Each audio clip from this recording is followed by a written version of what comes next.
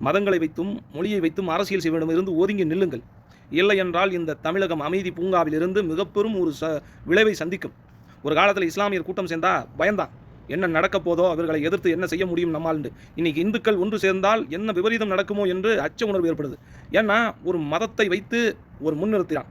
உங்களுக்கு தெரியாது, நீங்கள் இந்து மதத்தை போற்றுகிறீர்கள், இந்து கடவுளை வணங்குகிறீர்கள், அதை மதிக்கிறீர்கள். அது இருப்பதால் தான் ஒழுக்கத்தோடும் சுய கட்டுப்பாடோடும் அறத்தோடும் நாம் வாழ்கிறோம் என்பது உண்மை. ஆனால் அதே நேரத்தில் நீங்கள் சிந்திக்க வேண்டும், எவனோ ஒருவன் தவறு செய்துவிட்டு அந்த தவறை நம் மீது போடுவதற்கும் தயங்க மாட்டான். இன்றைக்கி ஒரு முருகபெத்த மாநாடு நடந்திருக்கிறது, அருமையாக நடந்திருக்கிறது, மக்கள் ஒன்று சேர்ந்திருக்கிறார்கள், எந்த தவறும் எந்த ஒரு இடையூறும் இல்லாமல் நடந்திருக்கிறது என்றால் அந்த மக்கள் மதத்தை முன்னிறுத்தவில்லை, கடவுளின் பக்தியை முன்னிறுத்தியிருக்கிறார்கள். அவருடைய சிந்தனை கடவுள் மீது கொண்ட பக்தியை வெளிப்படுத்தியிருக்கிறார்கள். ஆனால் அதை வைத்து இன்று அரசியல் பிழைப்பு நடத்துவர்கள் ஏளனம் செய்தும் அதை விரோத செயலாக மாற்றுவதற்கும் கங்கணம் கட்டி துடித்துக் கொண்டிருக்கிறான் என்பதை நீங்கள் மறந்துவிடக்கூடாது. இந்த தமிழ்நாட்டில் முஸ்லீம்கள் எதிர்ப்பு தெரிவிக்கவில்லை, கிறிஸ்துவர்கள் எதிர்ப்பு தெரிவிக்கவில்லை, பிற மதங்கள் எல்லாம் எதிர்ப்பு தெரிவிக்கவில்லை. ஆனால் திராவிடம் என்ற பெயரினால் பலரும் இதற்கு எதிர்ப்பு தெரிவிக்கிறார்கள். நேற்று சீமான் சொல்கிறான் முருகபெருமான் தமிழின் கடவுள் என்று, இன்று சொல்கிறான் முருகன் இந்து கடவுளா என்று, முருகன் இங்கு பிறந்தாரா என்று கேட்கிறான். எவ்வளவு மோசமான ஒரு விமர்சனத்தை வைக்கிறான் பாருங்கள். இதைவிட திமுக கட்சி எவ்வளவு ஏளனம், எவ்வளவு அவமானப்படுத்துகிறது என்று பாருங்கள். ஆனால் நான் என்ன சொல்ல வருகிறேன் என்றால், இவர்களின் அவமான பேச்சுக்களுக்கு எவனாவது ஒருவன் முன்னெடுத்து பிரச்சனை செய்து அந்த பிரச்சனை மதக்கலவரமாக மாறி தமிழகத்தில் இவ்வளவு நாள் அறமாக வாழ்ந்த நம் மக்கள் இனக்கூட்டம் சிதைந்து போவதை நீங்கள் கண்கூடாக பார்க்க வேண்டும் என்றால் இதை முன்னெடுங்கள். மதங்களை வைத்து பாஜக அரசு தொடர்ந்து இந்த தமிழ்நாட்டை சூறையாடி கொண்டிருக்கிறது. ஆனால் மதம் வேண்டும், கடவுள் என்பவன் இல்லை என்றால் மனிதன் தவறு செய்து விடுவான் என்றுதான் நம் முன்னோர்கள் கடவுளை படைத்தான்.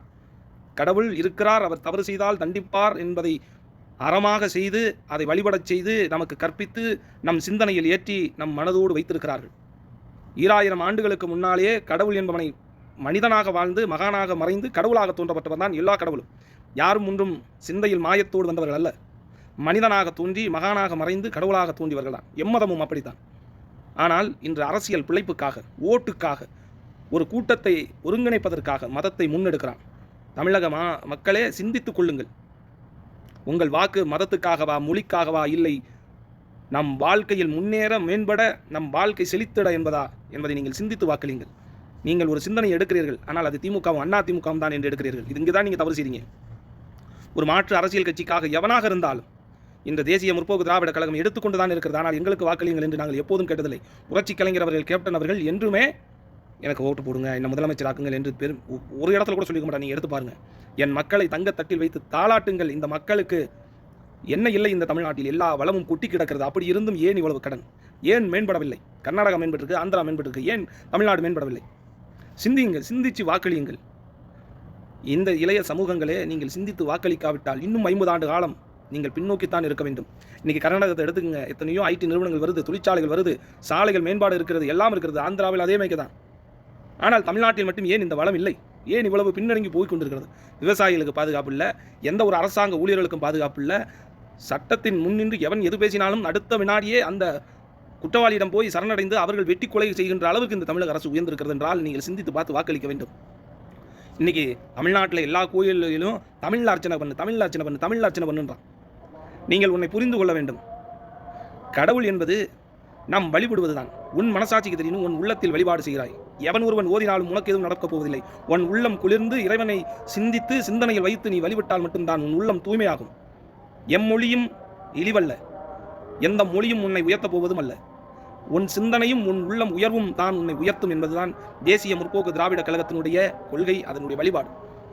நீங்கள் சிந்தித்து பார்த்து வாக்களிக்காவிட்டால் இந்த மதத்தையும் மொழியும் வைத்து உங்களை துண்டாக்கி சிதறடித்து ஓட விடுவான் என்பதை நீங்கள் மறந்துவிடக்கூடாது. புரிந்து அறிந்து நீங்கள் வாழ வேண்டும், செழிப்பாக என்பதற்காகத்தான் இந்த பதிவு. அரசியல் உள்நோக்கத்திற்காக அல்ல. எல்லா வளமும் பெற்று பெரும்பாலும் வாழ வேண்டும் என்று நான் உங்களை வாழ்த்துகிறேன். ஆனால் ஒவ்வொருவரும் உங்கள் சிந்தனையில் சிந்திப்பதை செயல்படுத்துங்கள்.